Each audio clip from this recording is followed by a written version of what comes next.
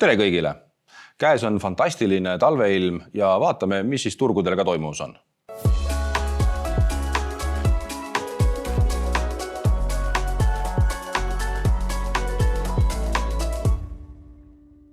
Täna on meil 2 teemat. Räägime väetistest, kuna siin on päris palju huvitavat toimumas ja hiljem siis ka viljast. Ja väetiste puhul siis olemegi külla kutsunud endale siia Taneli, kes on meil ka üsna värske inimene Scandagras. Ja Tanel, võib-olla alustamegi sellest, et kes sa oled ja kust sa tuled, et tutvusta natukene ennast. Tere! Mina olen siis Tanel Kevin. Ma arvan, et põllumajandusvaldkonnas teatakse mind eelkõige läbi seemnete. Sellepärast, et varasemalt ma töötasin natukene üle 10 aasta Baltic Agros seemnete tootejuhina just. Peale seda töökohta ma võtsin väikse pausi, et natukene asjad üle järgi mõelda, kuidas saaks võib-olla midagi teha paremini või teistmoodi. Ning selle pausi jooksul tuli ootamatult Scandagralt selline töökuulutus välja, et otsitakse väetise tootejuhti ning see tundus nii ahvatlev, et täna ma istungi siin ja tegelen hoopis väetistega alates eelmise aasta detsembrist.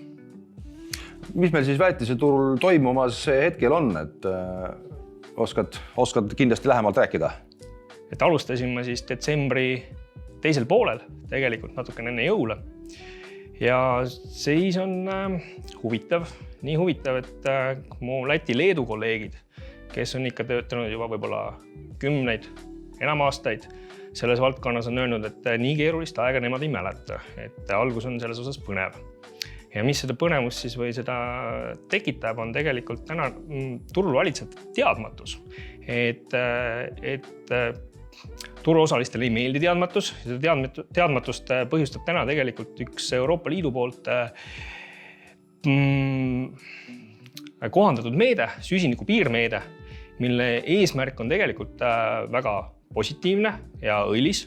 Eesmärk on tasandada siis kolmandate riikide tootjate tootmiskulud Euroopa Liidu tootjate tootmiskuludega. Et kui teadupoolest on teada, et Euroopa Liidu tootjad maksavad oma tootmise käigus tekkiva süsiniku pealt ikkagi täiel määral süsinikumakse, siis kolmandatest riikidest tulevad tooted ei tea kunagi, et kui palju need on maksustatud, kas nad on üldse maksustatud või mis tingimustel seal tootmine toimub.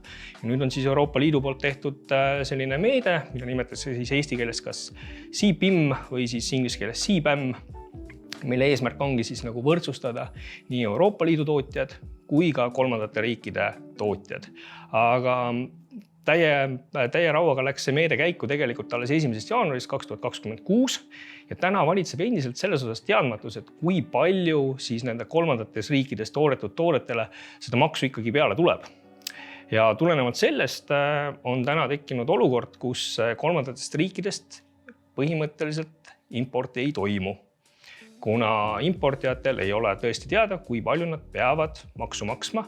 Ja kõige kurioossem selle juures on see, et maksu ei tule maksta mitte kohe, vaid selle maksuarve saabub alles järgmine aasta 2027. Ja keegi ei julge võtta riski, et tellib täna kaupa kusagilt näiteks Kasahstanist, Usbekistanist, kus oli suhteliselt tavaline, et meile väetis tuli. Ja siis saab selle eest arve alles aastal 2027.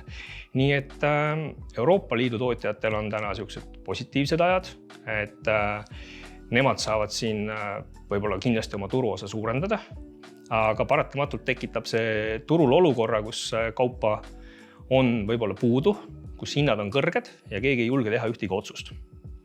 Aga milles võib-olla see ebakindlus peamiselt seisneb või kust see tuleb, et me ei tea seda, palju see siis nii-öelda tasu on? Tasu peaks arvustama siis selle pealt, et kõik need tootjad, kes on kolmandates riikides, peaksid tegelikult edastama Euroopa Liidule oma siis tootmisandmed, kui palju nemad tekitavad süsinikku oma tootmise käigus.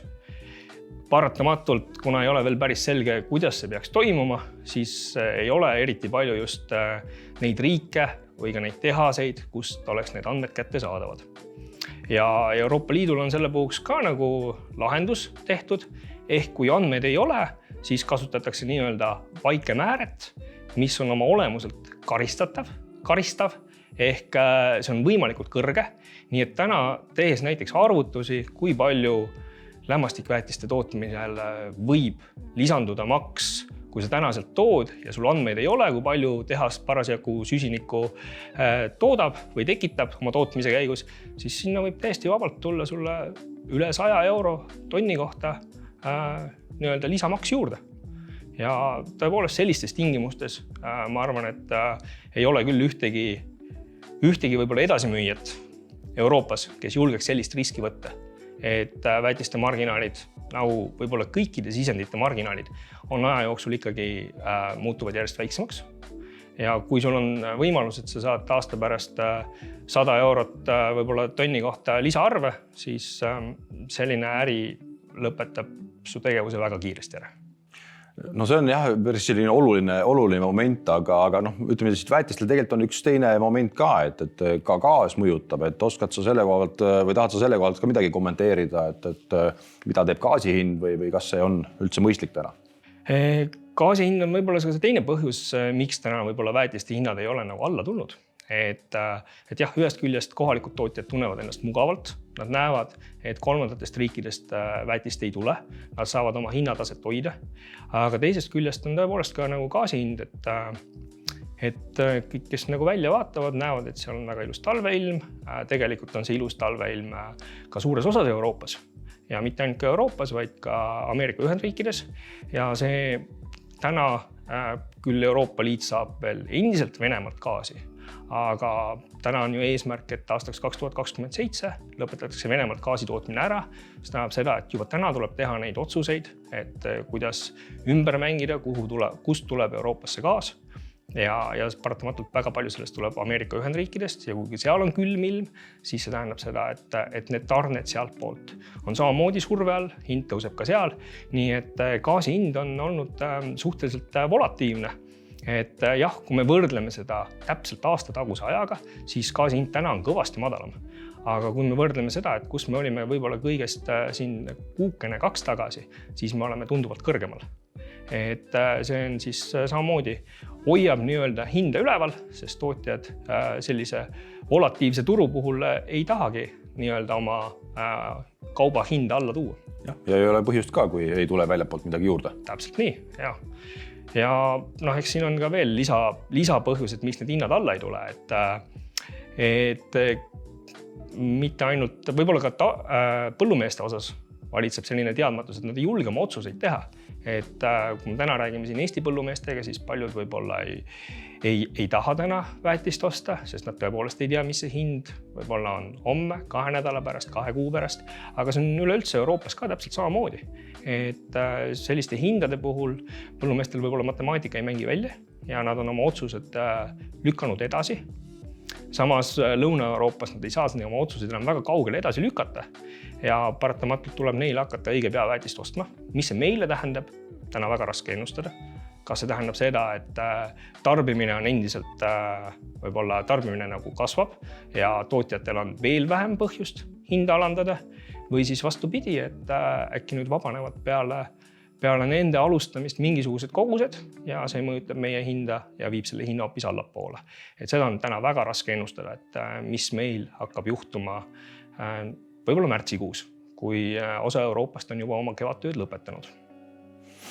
Aga me räägime sellest samast teemast tegelikult ju ka talvekonverentsil, mis tegelikult on üsna varsti juba tulemas. Ja täpselt, et seal ongi meil teemaks kliima ja see süsiniku piirmäär on nagu punkt täpselt see, millest me peaksime nagu rääkima seal, et räägime seal täpsemalt, kuidas see mõjutab, mismoodi see mõjutab, kas selleks hetkeks, et siin on meil veel natukene võib-olla üle või 2 nädalat aega, et siis äkki selgubki veel vahepeal midagi uut või siis ka väetiste saadavuses, et täna ka see väetiste saadavus ei ole just Euroopas nagu kõige parem, et kui me räägime just nagu lämmastikväetiste saadavusest, siis meil siin Baltikumis ei olegi pakkujaid, kes meil näiteks puhast lämmastikku pakuksid. Et lähimad tootjad või Euroopa tootjad, Yara täna ei pakugi meile puhast lämmastikku. Poola tootjatel on täna kas kohalik turg või siis väga suur lämmastiku nõudlus on Ukrainas, kus tänu sõjale töötab ainult üks tehas ja paratamatult Poolal on täna võimalus viia oma lämmastikväetisi just Ukrainasse, kus selle eest makstakse tunduvalt kõrgemat hinda, kui meie oleme valmis siin maksma. Nii et võib-olla 2 nädala pärast on hea vaadata, et mis selleks hetkeks saanud on. jah, ja praegu lähekski edasi viljateemadega, aga Tanel, sulle suur tänu tulemast ja kohtumiseni siis talveseminaril põllumeestega. Kohtumiseni. Tere ka minu poolt. Hea on jälle siin stuudios olla. Ja õigel ajal jõudsid ka, et võib-olla jätkamegi siit kohe nüüd viljateemadega ja vaatame võib-olla esimene asjana euro-dollari nii-öelda mõju, sest et eelmine nädal on olnud tormiline.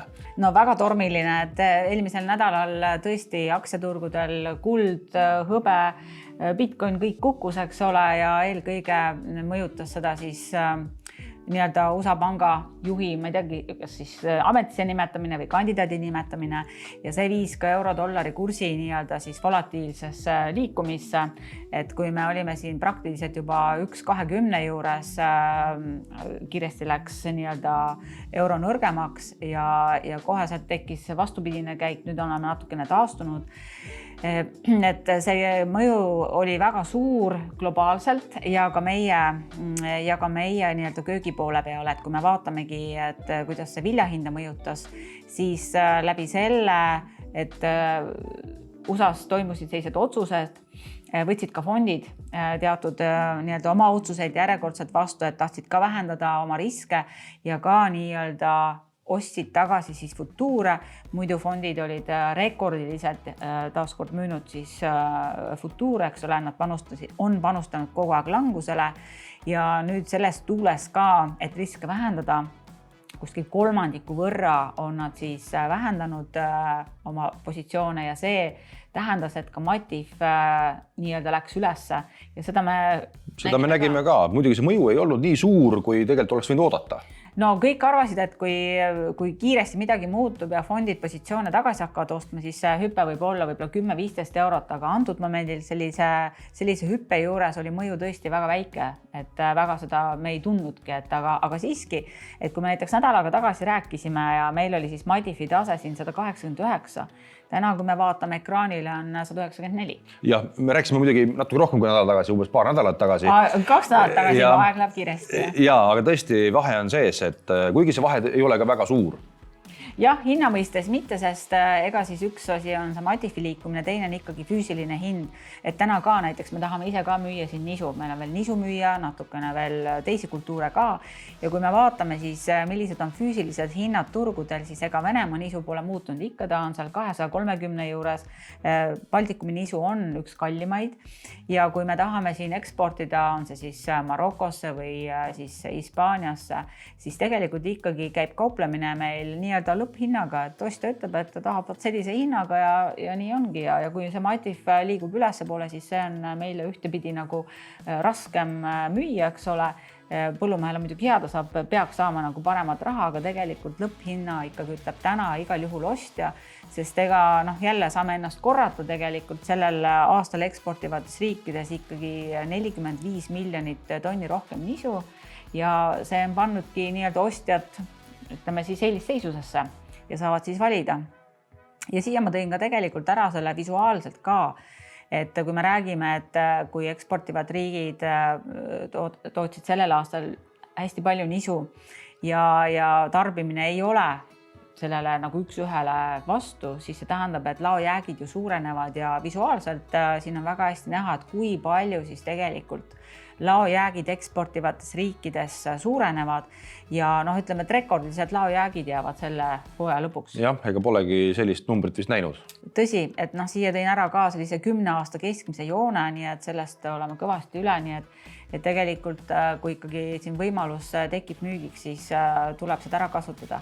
Et kui ega see, et dollar siin nii kõvasti vahepeal nõrgenes, see oli ka meie jaoks väga keeruline, sellepärast et totaalselt Euroopa nisu ei konkureerinud üldse.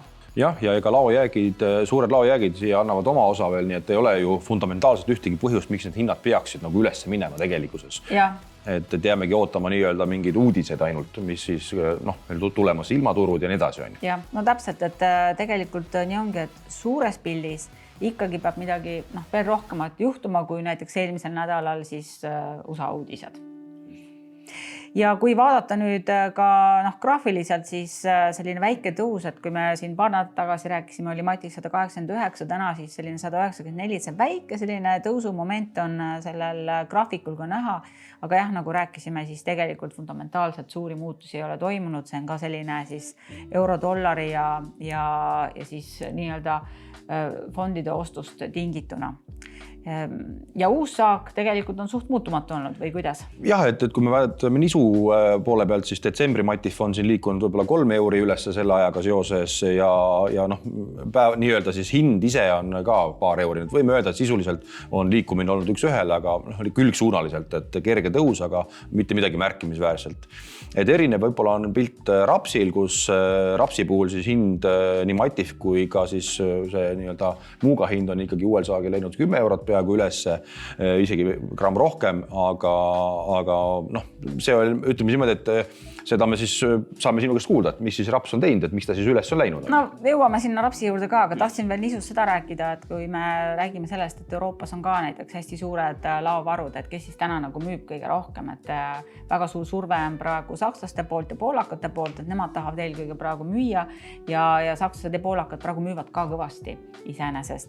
Ja kui puudutab just, tulles tagasi selle uue saagi juurde, siis uus saak on suht vaikne kauplemise puhul ka ja eriti seal nagu sellist treidimist meil ei toimu, sest jälle põllumehed uut saaki ei ole eriti müüma hakanud.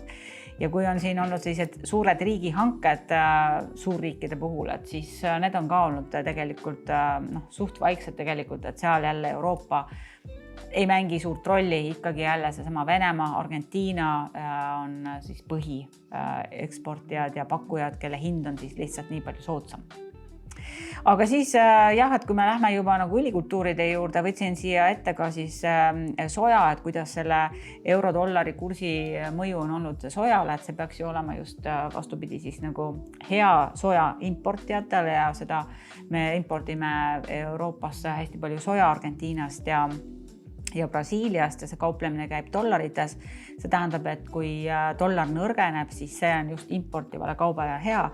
Ja tegelikult me näeme ka, et hinnatasemed on ju tulnud tegelikult allapoole. Nüüd vahepeal on jälle dollar natuke tugevnenud. See on kohe avaldanud mõju oma 50 eurot jälle tagasi. Ja täna ka sojaga me kaupleme kuskil siin 350-360 juures Muuga sadamas.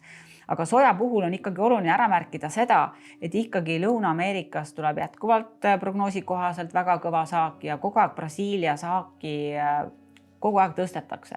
Et kui vahepeal siin ka USDA raportis prognoositi 179 miljonit tonni, siis täna juba räägitakse 182, isegi kohati 185 miljonit tonni ja Brasiilia praegu just koristab, kuskil 8% on koristatud suht algusjärgus, kuid kõik on hästi ja see muidugi paneb ka sojajahu hinna nii-öelda surve alla ja me oleme näinud ka, et kui siin fondid näiteks panid nisu riskide maandamiseks siis natukene kinni, siis näiteks sojajahu puhul fondid on samamoodi lühikeses positsioonis, nad on hästi palju futuure müünud ja seal nad seda poolt nagu vähendanud ei ole, sest nagu ma mainisin, Brasiilia on koristamise alguses ja prognoositakse head suurt saaki. Ehk et loodetakse ikkagi hinnalangusele. Ja, just.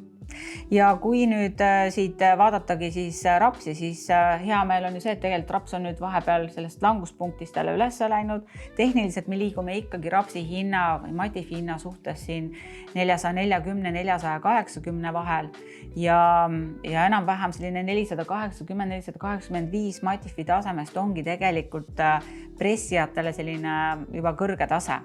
Ja uus saak, nagu sa mainisid, siis on ka natuke kosunud. Natuke kosunud jah, aga rapsi kohta on see tegelikult ju oluliselt väiksem kui võib-olla nisu puhul. Et seetõttu ma ütleks, et see ei ole märkimisväärne. Mis muidugi on huvitav, mida me oleme täheldanud, kui eelmises saates ka sai rääkida, et näiteks Leedu prognoosi kohaselt praegu esimeste info põhjal on vähem külvanud kuskil 16%, vähem talli rapsi külvatud versus siis eelmine aasta. siis see on pannud nüüd kohalikud pressijad ka nii-öelda natuke muretsema ja Leedu kohalik turg on läinud üles. See tähendab, et on selline tekkinud väike selline paaniline olukord, et nii-öelda tahetakse tagada endale just talirapsiga need esimesed august-september, need kuud, et siis oleks olemas. Aga võtame siia ilma ka juurde veel, et ilm on ju tulemas, meie jaoks ilm kindlasti veel tuleb mõjutajana juurde, Euroopa ka tegelikult varsti hakkab külvama, nii et kuidas meil ilmakaardid on? No kui meil välja vaadata, siis on ilus külm ja lumikate fantastiline olemas. Talv. Ja, aga Euroopat tõesti ka jälgitakse. Kõigepealt võib-olla, mis on ka huvitav põllumeestele teada, et täna ikkagi jäätume. Et Riia sadam on praktiliselt kinni, Pärnu on kinni ja tegelikult, et kui siia kanti nüüd laevu saada ja tahta ja kui me tahame siit ise ka välja müüa, siis tegelikult esimene asi on ikkagi, et kas on vaja jääklassika laeva, kas teil on sadam lahti, kas saab üldse laevaga tulla, eks ole. Nii et sellised teemad on meil ka tänapäeval laua peal. Mida ei ole tükk aega olnud. Mõnda aastat ei ole pidanud sellega tegelema, nii et see on ka tegelikult mulle endal ka väga huvitav. Aga tõsi, et ega sellel on jälle oma rahanumbrit taga ja tegelikult ei saagi siin veebruar ja märts nii väga lihtsalt laadida, nii et ega see on ka pannud siin meil nagu rasketesse oludesse, et võib-olla Muuga sadam on see, mis on praegu lahti ja sinna saab nagu laevad tulla.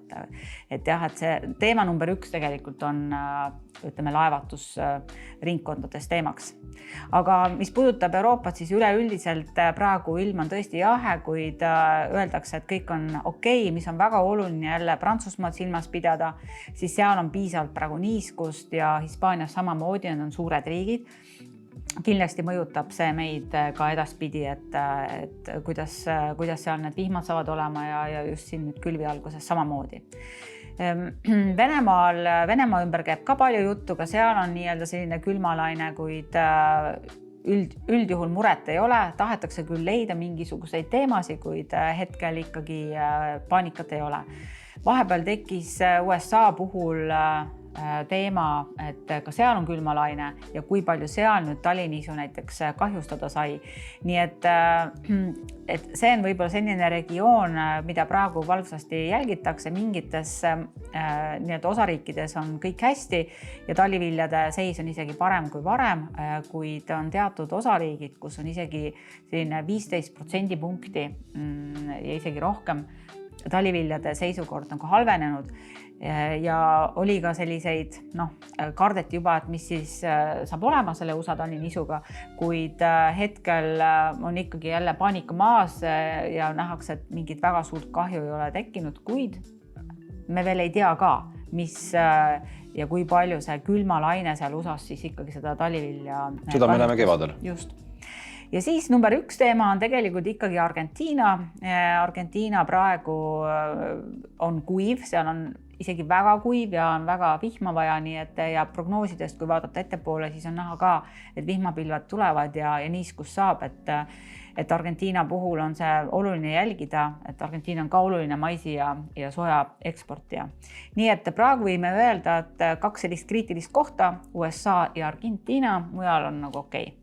Nii et saamegi võib-olla kokkuvõtte teha siis. Jah, et ega nisuga oleme liikunud sisuliselt külgsuunas, raps on läinud kergelt ülesse ja ega tulevik ka praegusel hetkel ei ole väga selline, mis näitab väga suurt nii-öelda hinnatõusu, vaid pigem ollakse ootel ja põllumehed kindlasti loodavad, et äkki kuskil regioonis, mitte Eestis, on midagi natukene toetavat, aga seda me näemegi alles kevadel. Aga mis meil siin enne kevadet tuleb? Meil tulevad talveseminarid, meil on 2 tükki neid tulemas, üks on siis Lõuna-Eestis Moostes 17. veebruaril ja üks tuleb siis meil Siidrifarmis, mis on siis Põhja-Eestis ja see on siis 19. veebruaril. Nii et ootame kõiki põllumehi talveseminaridele registreerima ja täpsem info on kindlasti kodulehel ka olemas. Ja kindlasti räägime seal ka siis kõige viimastest uudistest ja samamoodi ka ilmast ja kliimast. Just, aga seniks kohtumiseni. Kohtumiseni!